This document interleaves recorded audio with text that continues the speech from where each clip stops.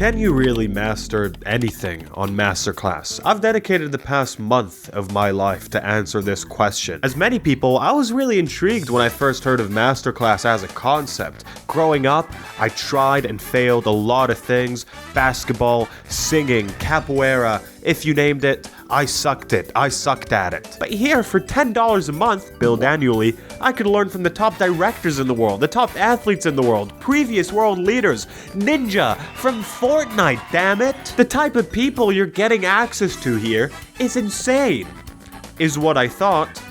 Before I watched some of the course previews they have on YouTube. And then I realized it. I could afford to buy the Dallas Mavericks, and I did. I take a shower, slather my body with creams and potions and toners. Then I have my green juice. Now, these videos got me a bit worried. I don't want to be billed annually just to kind of learn stuff that these people say all the time in interviews. I already rub lotion all over my body before I make a smoothie. That's common sense. Going into this, one of my fears was that the selling point here, the fact that all of these people are celebrities, is also gonna be its downfall in a way. Getting all these mega rich people to make lessons can't be cheap. Can you really also afford paying them to write stuff in advance? You gotta ask yourself, is hearing Samuel L. Jackson talk about how to talk to babies really worth parting with $120? You know, when people talk to babies, because they think babies like that. I never talked to my daughter that way. I'm gonna be trying 1 billion masterclasses in wildly different fields to see if this is worth it, to prove that the reason as to why I sucked at all these things wasn't my fault, it was the fault of my teachers for not being famous enough. What brings you to masterclass today? So I guess this is really where my future is determined. Do I want to improve my professional or leadership skills? Do I want to become a better artist? Do I want to become a better chef? Okay, I'm picking all of them. Which of these acting and performing arts topics interest you? Maybe the comedy and improv one? I don't know. Next. Ooh, unlock empathy.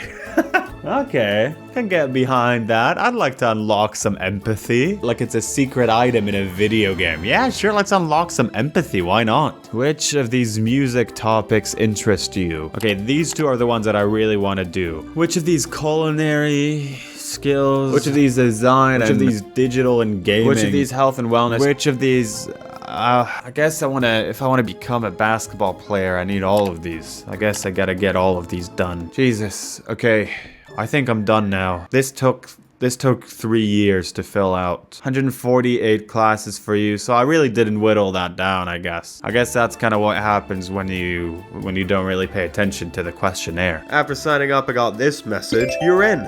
Welcome to the first day of making your dreams come true. Write that book. Perfect that. Sous vide. Land that gig and sink that shot. Now this already terrified me. They expect me to do all those things? The guy who could barely read the word sous vide?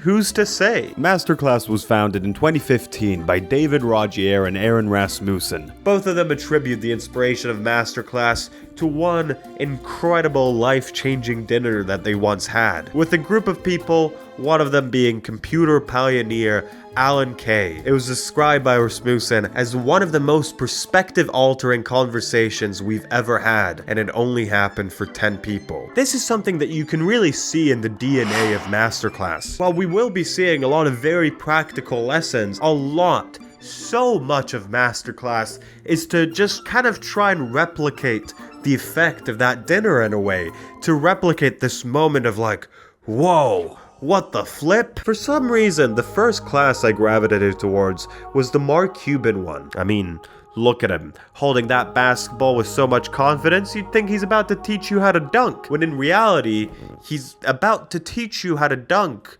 the business. The class kicks off by promising to do a lot in its pretty short 90-minute runtime. In this class, I'm going to teach you how to find your edge. I'm going to teach you all the little things business schools forget to teach you. You know you have that one idea that can make it big.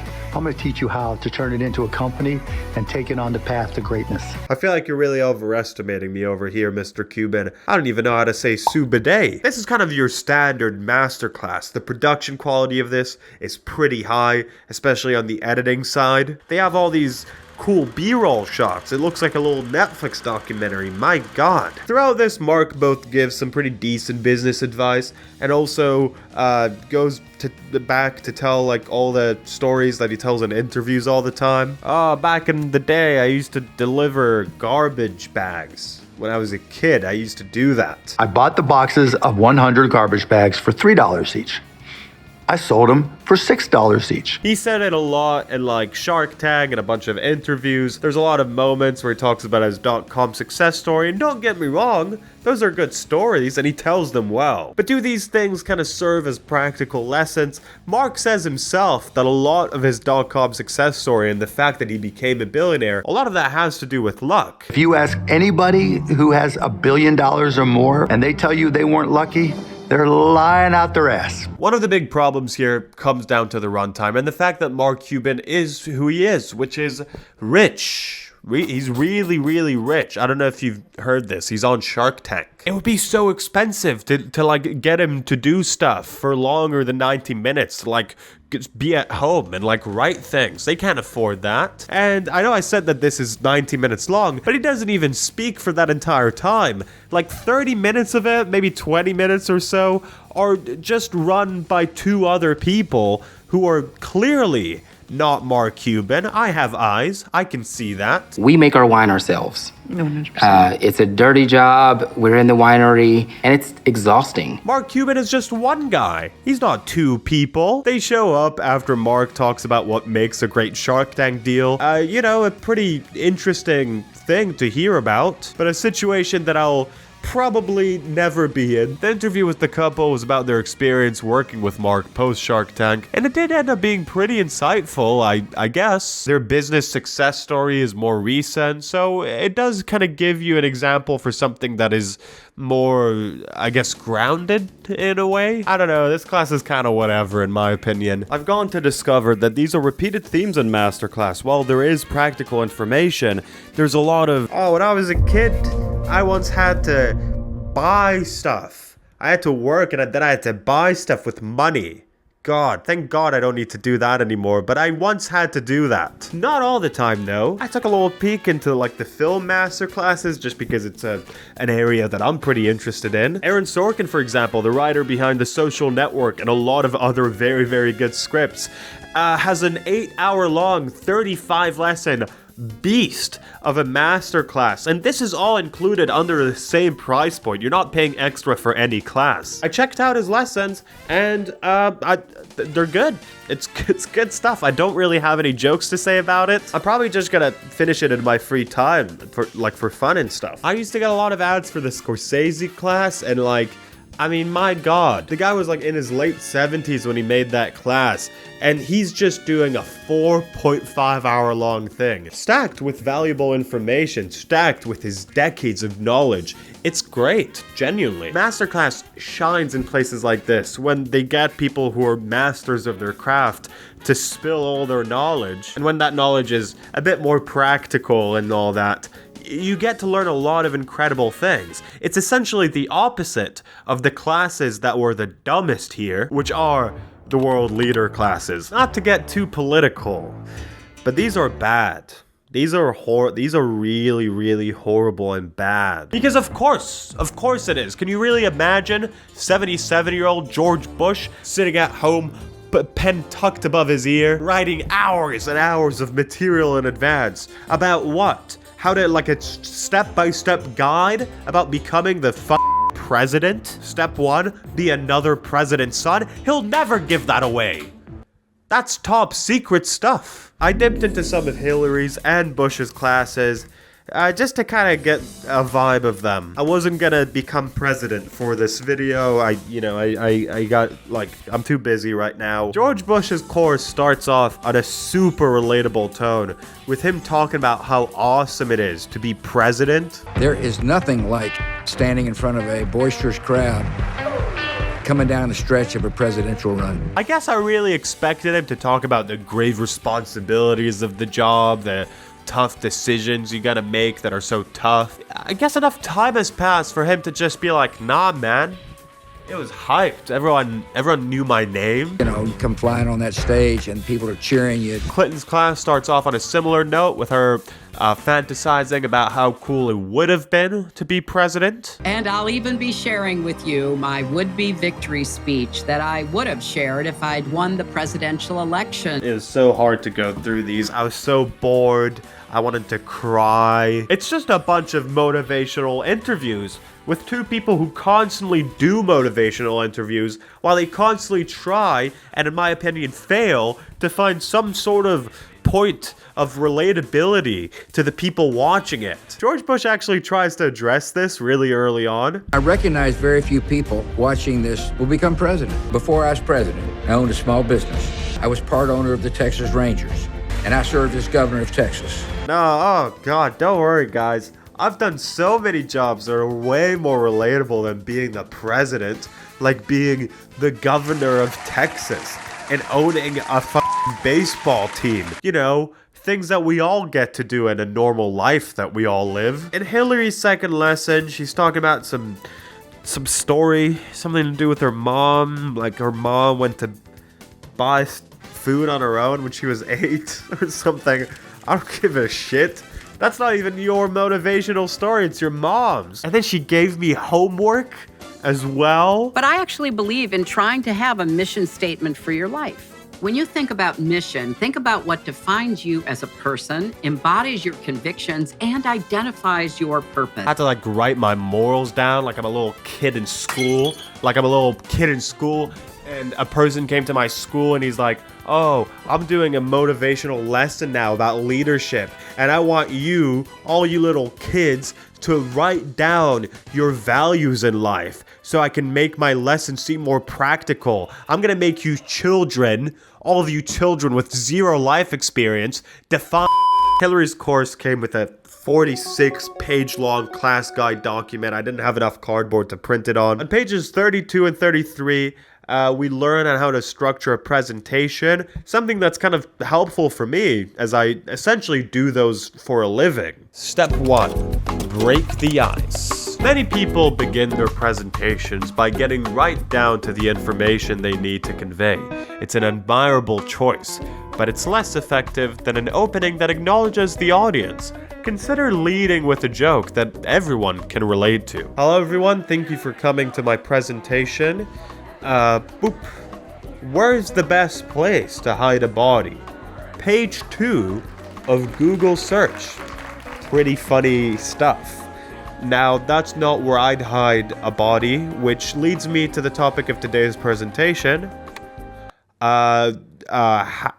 Floor. Step 2, understand your audience. Learning as much as you can about the people watching your presentation can help you refine and strengthen your message. As you can see, ooh, this is boring. Where are you from? Where do you live? Where's your I'm gonna find your dad. Point number 3, make no more than 3 points. I feel like this is kind of hypocritical. Point number 4, end with a call to action. This is so boring. I think you should all die. Let's go back to see what Bush is up to. In the second lesson titled The Art of Personal Diplomacy, I get to hear from a former president about the importance of listening to my friends. There's always common ground to be found, whether it be children, pets, sports. Wanting to test this extreme presidential method, I decided to try it on the friend that bores me the most. How's your pet doing? I don't have a pet. That's nice. George Bush teaches us that at some point you might realize that you and the person in front of you are simply not compatible. How do you feel about sports? Do you still not do any of them? I watch sport. And he does so with just the funniest example ever. I had introduced Putin to our Scottish Terrier, Barney, at Camp David, early on in our administrations. And he dissed him. Now, he didn't say you call that thing a dog, but his body language was pretty clear that, you know, real men don't have dogs like this one. What the fuck? I didn't let him know that kind of hurt my feelings. After all, I was representing the American people and not Barney. He was representing the American people, not the American dogs. We're walking across the Dutch. It's just me, Putin, and our two interpreters.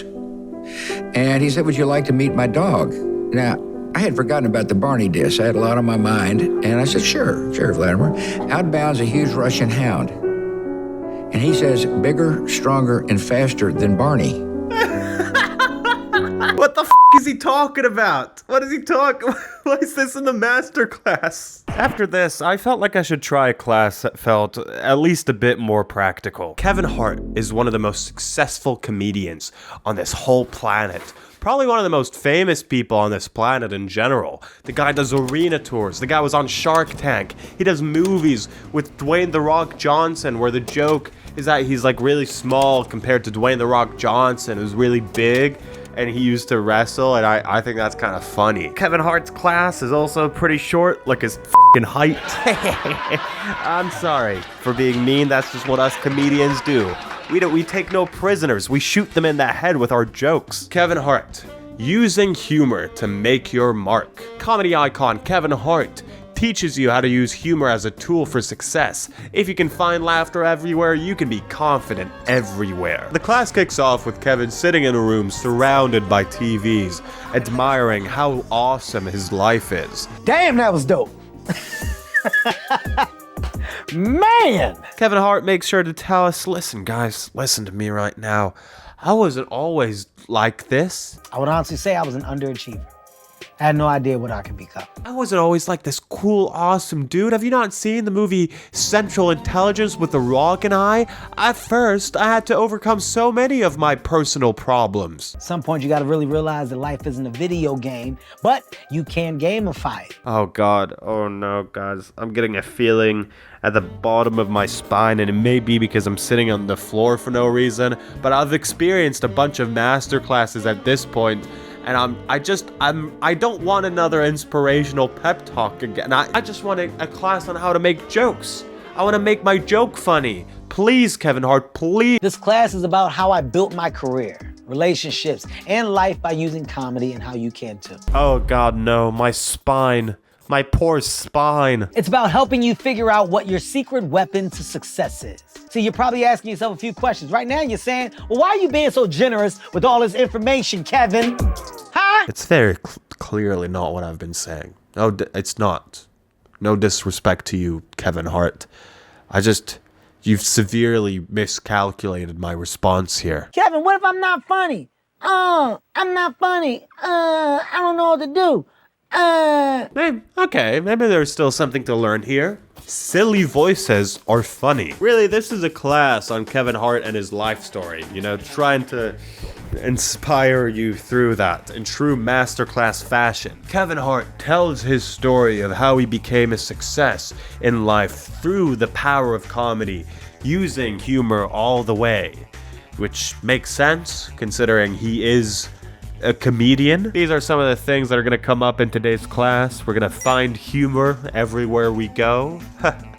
Look at this sun. Looks like an idiot. Aww. Applying Kevin Hart's comedy system to my life? What, my entire life? Okay. Other than that, what I think the humor does is soften whoever's on the other side. Hey, that was also one of the points from George Bush's class. One way you can do it is through self-deprecating humor. I feel like this teaches me just the importance of being funny rather than how to be funny, so we're kind of getting ahead of ourselves over here. After that, we do start to get some more usable joke-related advice though. How being honest with your comedy is a good thing. One day I got on stage and I just started talking about what I did like that week. And then it clicked. Be honest. Now that makes a lot of sense. I usually lie with my jokes and also just in general. This guy saw right through me. He knew that I'm a fraud. The good, the bad, the ugly. What's wrong with that? Like, talk about that. I do love that he's talking about this as if this is like some revolutionary concept, and then it clicked. I should make my stand-up about regular things that happen to people on their day-to-day. Jesus Christ, how did no one ever figure this out? Now's the time to talk about how there is a criminal amount of filler in this class. The more subtle example, I guess, is them playing entire comedy bits from his old shows, just like full sections.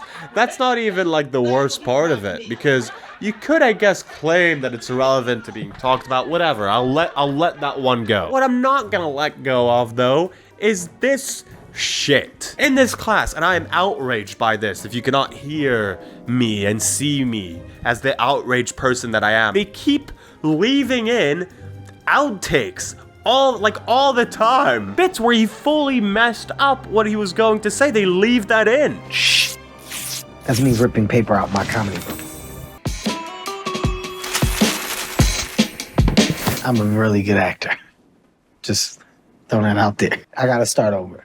Hold up, let me run it back. How do you make... And then he just repeats the point that he said before this. Before he got lost in this whole bit of him ripping pages off of his comedy book. I mean, the goal to leave this in like a website that tries to retain this sort of prestige. What the hell are you doing? One segment that really blew my mind, and not for a good reason, is called Using Humility and Self-Deprecation to Your Advantage. The fact that they decided to call this segment Using Humility and Self-Deprecation to Your Advantage could be argued as a criminal case of false advertising. All this is, literally, I'm not exaggerating for funny jokes, all this is Kevin Hart explaining the meaning of the phrase, dumb it down for me. Dumb it down for me. I'm big on that. I love the idea of dumbing it down. I'm calling you smart. You're not the problem, I'm the problem. Yes, he's dumbing down, dumb it down for me. His explanation about this is so needlessly and just mind-bogglingly long. So me calling you smart, I've celebrated you and your wit and your straightforwardness. I'm asking you to dumb it down so that I can get a stronger intake of what you're saying. This isn't even half of what he has to say about dumb it down for me. He has a whole thesis to explore about this goddamn phrase. I had to cut it and only show segments to you. I didn't want you guys to die of old age in the middle of watching my YouTube video. My retention would drop. He talks about how he might use the phrase dumb it down for me in like a meeting where a lot of like corporate crap is being spewed out. Okay, whatever. And then this happens. Use words that I understand. One more time for the people in the back. Simplify it for me. I don't. And then he goes over the exact same fucking example. He goes over the example with the meeting again. He's like, let's bring it back to the people in the back. Who? You've been talking about the phrase dumb it down for me for 5 whole minutes. Who are the people in the back? Who doesn't get it at this point? They've effectively dumbed down the phrase dumb it down to me to its fullest extent. I see what you're doing, MasterClass. Don't think that you're slick. You wanted this class to be an hour long so people think that it's substantial. Hilariously, they didn't even manage to do that. It's a little bit too short. Joke about height. So essentially, I learned that I should be honest with my comedy and that I should do dirty little tricks for my gain, but I'm not gonna do that. The person I decided to test my newfound comedy knowledge on is none other than internet legend Dax Flame. Dax Flame has stolen the show on Project X and 21 Jump Street. I've been loving his recent videos of him going out in public to try his jokes. One of the most terrifying things I can imagine doing, and while he did want me to stress that he's not a pro by any means, I still felt like I had a lot to learn from him. essentially what I'll be doing is I wrote a few jokes here. After that, if you can just kind of give me your thoughts about it, your critiques. That sounds good. Let's do it. What made you want to start doing stand-up? I was like, maybe I could try doing like comedic interactions, like where I kind of like say to people, try to make jokes and stuff. And then stand-up just seemed like a natural thing to try. And so I tried it and I really enjoyed it. So I'll definitely do more. Does it scare you? Like, this makes me nervous even. Like, this? You know, because a video, you know, I do my videos like in an empty room. And then like if people don't find a joke that I say funny, I have to know about it. How excited are you about your jokes? I think they're all right. I'm medium excited about them. Do you realize how embarrassing it is to be both the tallest kid in your basketball team and the worst one? I was benched so much, I was getting hemorrhoids. What do you think about that? Okay, that was awesome. That was really good. Yeah. I was benched so much, you could call me Benjamin Franklin. Hell, even his dead corpse would probably score more hoops than me in basketball.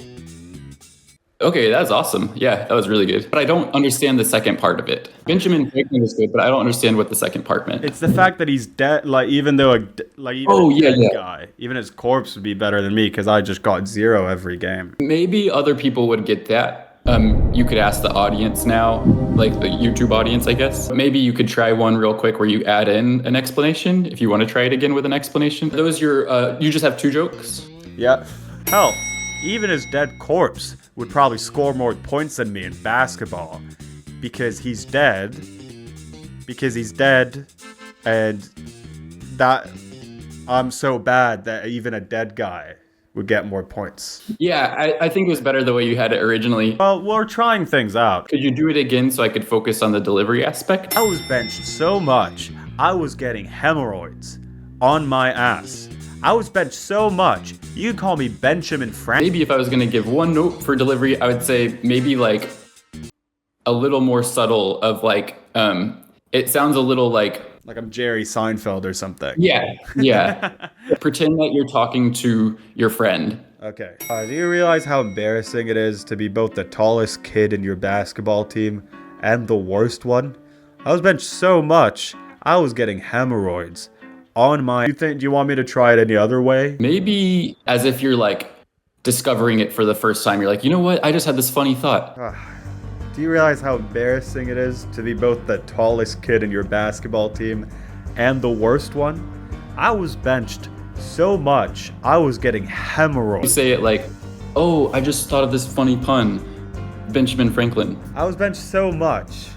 You could call me Benjamin Franklin. I think something that I quite respect in your videos and both like in your stand-up is the fact that like you put yourself out there in a way that feels quite earnest, and I feel like sometimes it's easy to hide behind irony. Oh, I'm not really trying to do a joke, I'm just being ironic. It's a lot harder to just try and do a joke honestly. Luckily, just because a lot of the commenters are super supportive, so even if I bomb at a joke, people don't mind. Like, and so it's like, I'm just open that it's a learning process. Hey everyone, welcome to the stage, Pine.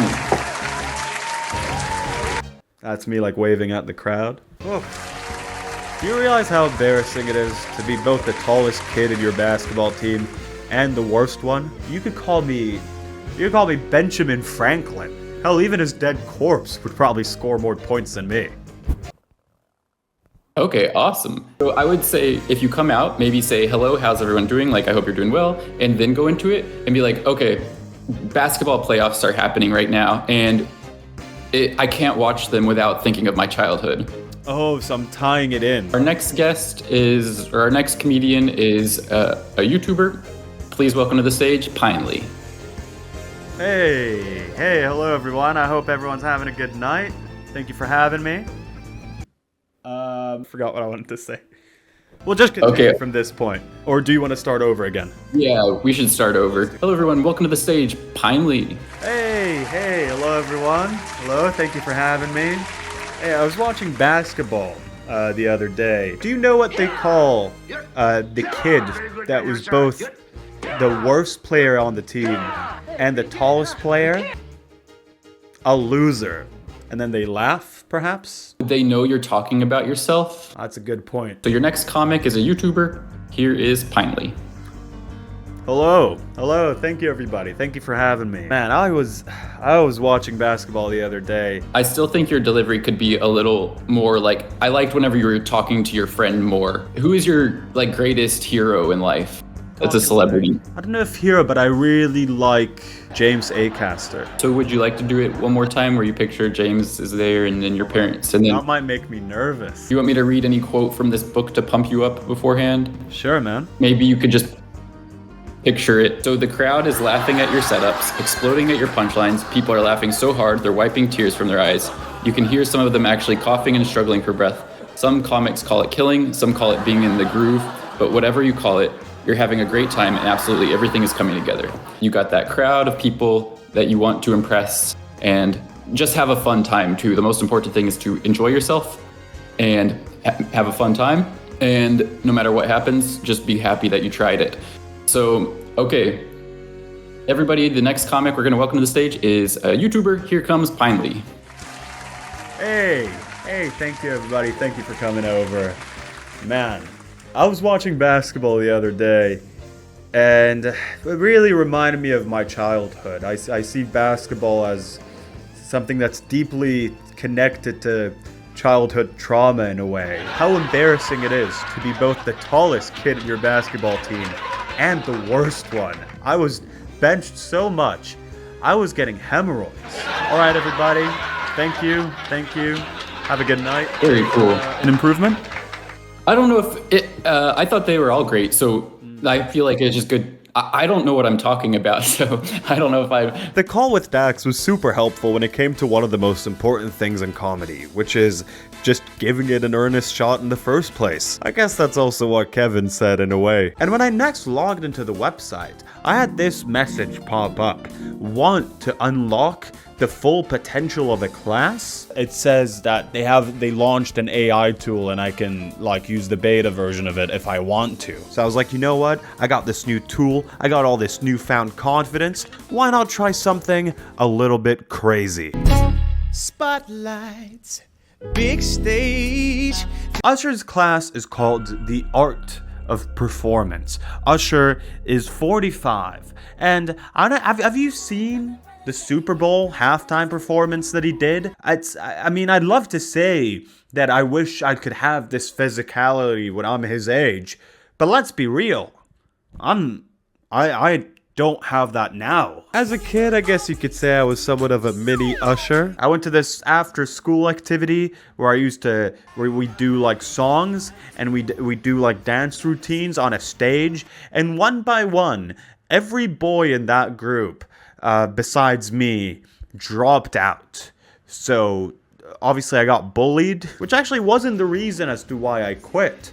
I quit because I sucked. So I started off by talking to the AI. Hey, Aura, have you ever thought about taking your performance skills to the next level? And then from here, my two options were, I have always been interested in improving my stage presence. I'm a huge fan of Usher and would love to learn from him. What, I can only pick one? Well, what sort of torture is this? I picked the first one because, I'll be honest, I don't know that many Usher songs. And also because with this one, I'm very goal-oriented. I want to do a performance at the end of this, which will blow my audience's mind. That's the spirit. Usher's insight and personal experiences are invaluable for anyone looking to improve their performance skills. Is there a specific area you're most interested in exploring? And then I said that I want to sing my Pickle Rick song to my friend to impress him with my voice. Now, it's been almost a year since I made that song. I thought that I was kind of done with that song, but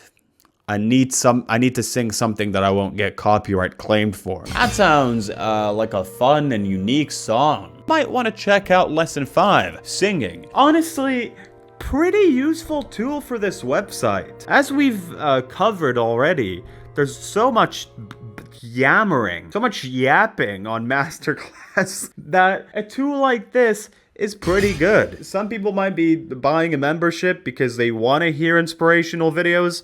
The others, like me, cannot give two shits about that. I guess we can start with... If you truly want to find a sweet spot in your voice, one group that I tell you to go look into is Take 6. You know, I used to listen to Take 6, and I would go after each note specifically in the song. Okay, like Usher said, I'm gonna listen to Take 6. Take 6, the most awarded vocal group in history. I feel like we're starting off pretty strong here, Usher. So we'll only be able to play really short segments of this song because of copyright.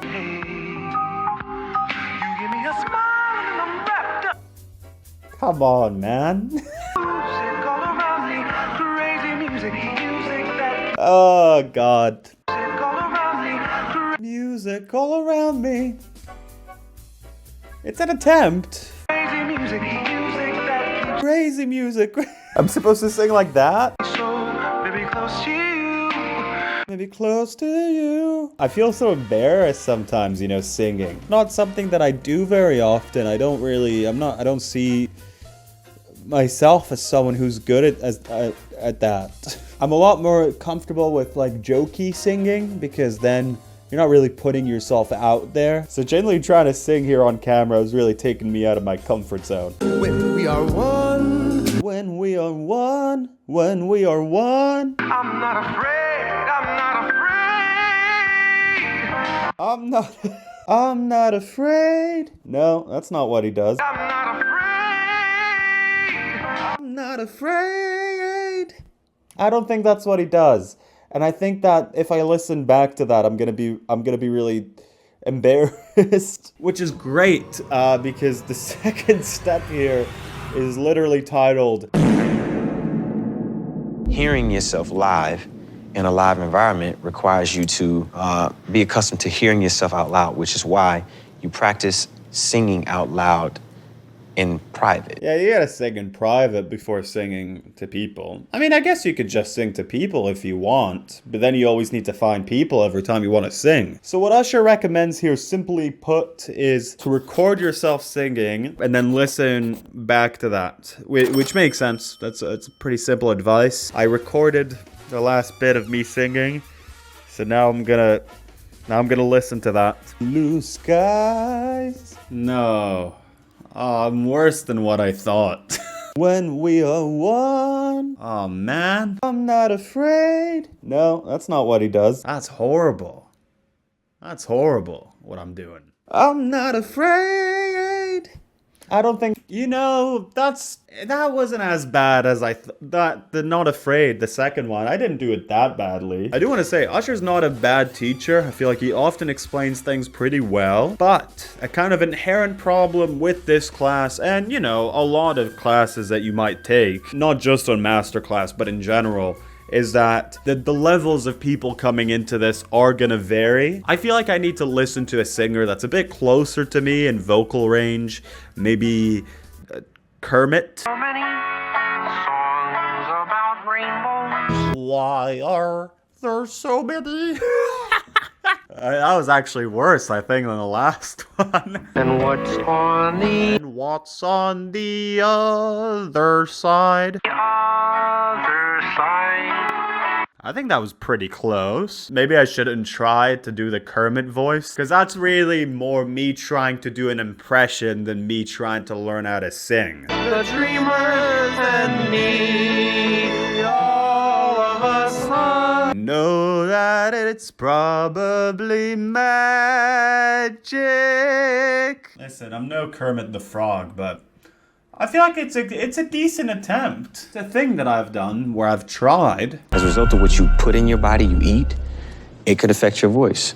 Anything that's too acidic isn't really good for your voice. That explains it. I've eaten 6 whole oranges and 60 limes before recording this. So I think that explains why I couldn't hit any of the notes. More of the acid that comes up from your stomach and then kind of gets that little gook on your vocal cords is never good. That makes a lot of sense. I actually ate a whole tomato farm. Just before recording this, I went to a farm of tomatoes and I just shoved them into my mouth. And then drinking a lot of water because you want to continue to, you know, flush your body and nourish your body and give your body enough moisture to keep your vocal cords lubricated. Okay, I guess I'll lubricate my vocal cords. I'll fast before my performance, which means that I'll just try to do it as early as I can in the day so I don't actually need to fast. And I'll drink a lot of water to lubricate. I always advise people to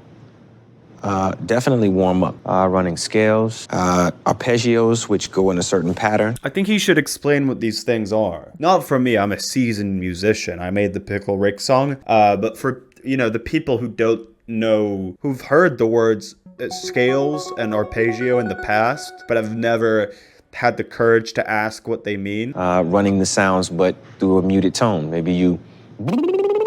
Oh, baby sounds. I can do that. I can do a baby sound. I can do that. I did it like crazy just now. So there's these little bitty tricks. I'm gonna give you a secret here. Whenever I'm running, I'm singing. No. Nope. Absolutely not. You know what I do when I run? I struggle to breathe. I got asthma. Usher. God gave me lungs the size of a peanut. Usher. Whenever I go out for a run with another person and they start trying to talk to me as we're running, I, in my head, imagine them getting hit by a bus. That said, I will risk my life for this video. Usher wants me to build tolerance for my performance, and I will. I'll build my tolerance the fuck up. Why are there so many songs about rainbows? And what's on the other side? Rainbows are visions, but only illusion. Everyone's really relaxed, so I feel like that's kind of exactly the energy that they need. A psychopath running while singing a Muppet song. So many songs about rainbows. So yesterday, I forgot to drink water. That never happens to me. I forgot to drink water just in general. And all I had to drink yesterday was 3 glasses of wine. And I looked it up. Wine is acidic. So this is essentially the exact opposite of what Usher told me to do. Okay, you don't have to be a pickle. Tell me what my family needs.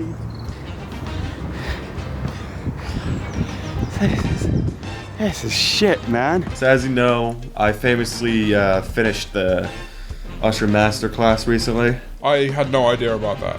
Everyone's heard about it because you can hear my beautiful singing all across the world. Show me an example. Do you have one? Well, that's what I'm going to be doing for you today. I see you as somewhat of a music guy. You could call me a musician. It's not like a somewhat faux pas. A music person. Okay. Was that the first class of the master class? Was the name music person or? No, finish that thought. Why? Because I want to know. What is that sentence? Well, no, because you said you called me a music person, not a musician. So I'll be honest. I literally just I took one of his lessons out of. Oh, why did you? Well, because like half of it is like, oh, I grew up and I had this happen. I don't give a shit. Are you sure you're not just copping out? No. So you think you've learned everything you could have learned from? No, I mean I'm not sure. Oh, do you want me to hum something? You can hum backing vocals if you want. Yeah. But at the end of this, and I know after this you'll see me differently. You'll be like, oh, that's not just, or that like I've been friends with all this time. This is a big shot celebrity. That's why he's wearing sunglasses and I noticed has that. a hat. Yeah. Because I've been getting, I haven't been, but I'm preparing to start getting recognized. I'm gonna sing essentially the only song that I have rights to. Okay. But I'm gonna change the lyrics to fit them for you, and then at the end of it, I want you to kind of give me your thoughts about my musical transformation. Is this going to be the rate Pickle it. Rick song? What? No. Maybe you go stand back there so you can be in the shot. But I need to be heard. Yeah, no, I'm sure they'll hear you. I need to do vocal warm-ups. Is that what vocal warm-ups have you learned these from MasterClass? Or See, he did that sound, and he mentioned things like octaves and running scales, but Yes. he's never mentioned what it is. So I just do the sound, really. Okay. Yeah. Okay. Yeah. Yeah, in case they couldn't hear you well enough, you're going right into the microphone. Ladies and gentlemen. Yeah. This song, can you keep doing the clicking? This song is for everyone out there who has a friend who makes shit music. You don't have to be a musician. And then you say, but I have to be a musician. But I have to be a musician. You don't have to be a musician, James. Okay. You need to be. You're pointing the microphone at me. What are you? Oh no, I'm sorry. Man, I'm sorry. Come back, man. I want to hear you sing, man. You know what I did today? You know what I did before this? I ran up. Usher said that I should run at a park. Okay, I haven't figured out a way to adapt the rest of this, so this is just gonna be the Pickle Rick song from here on out. Yeah. Don't tell me what I need. Go on. Hit that note. Hit that note. I did in the song. Rick. Yeah. So now you've had a lesson. You'll easily hit it. Don't tell me what I need. No. Don't tell me what I need. Can you help me? Don't tell me what I need. Yeah. It's a lot higher. You're purposefully making it sound bad for the video. I'll tell you what have you done with my fucking mic? I'll sing a different song. Oh, you don't have to do that. Why are there so many songs about rainbows? And what's on the other side? Rainbows are visions, but only illusions. And rainbows have nothing to hide. Wow. Someday we'll find it, the rainbow connection. The lovers, the dreamers, and me. Get the f*** out of my house.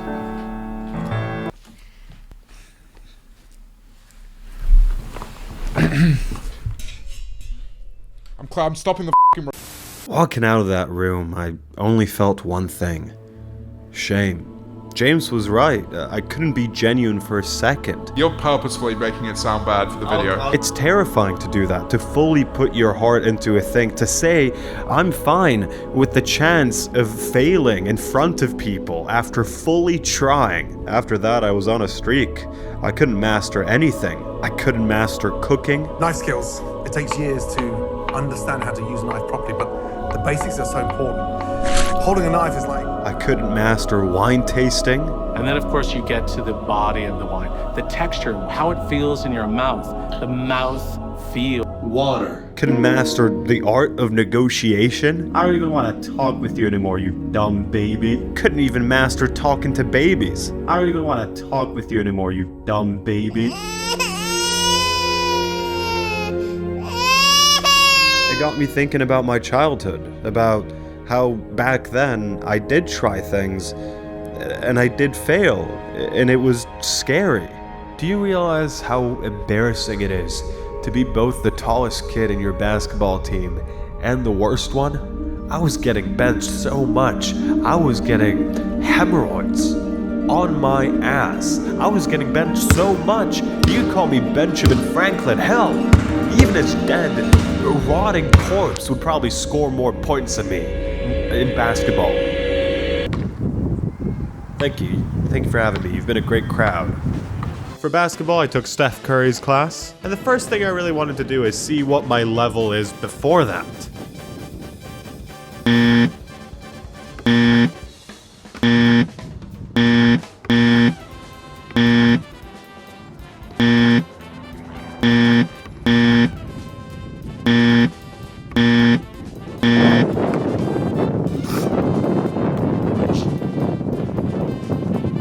So clearly this is not good. At first I was like, oh, you know, maybe it'll be funny if I miss a few. But then I was like, okay, I gotta start getting them in now. And I did 11, I wanted to do 10. I did 11 and I didn't get anything through.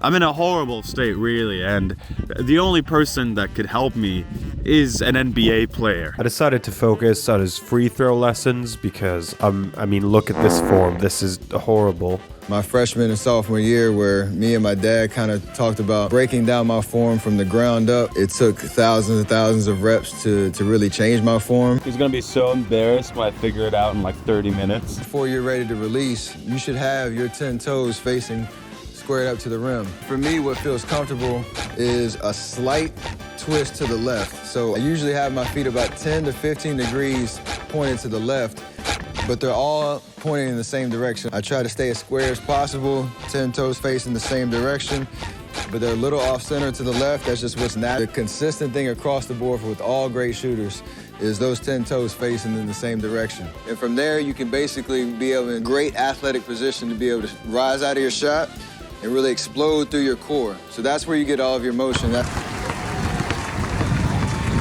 You don't want the ball sitting in the palm of your hand. It's almost like a rock just sitting right there in the palm of your hand. I have a little space in between my palm and the ball, with the ball sitting in the pads of my fingertips. And I just have more touch and more control over it. From there, I try to teach where your hand positioning is. This experience ended up being a bit of a nightmare, not because of Steph Curry. He was a good teacher.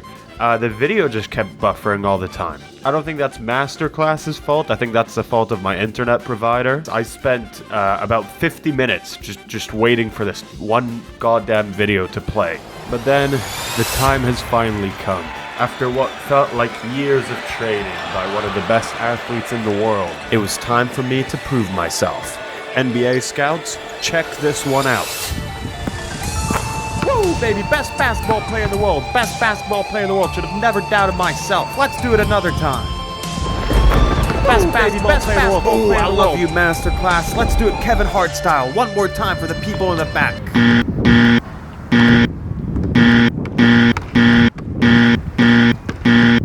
So can you master anything on MasterClass? No. It's impossible. For anyone. Every person. Okay, goodbye. Why are there so many songs about rainbows? And what's on the other side? Someday we'll find it. The rainbow connection. The lovers, the dreamers, and me.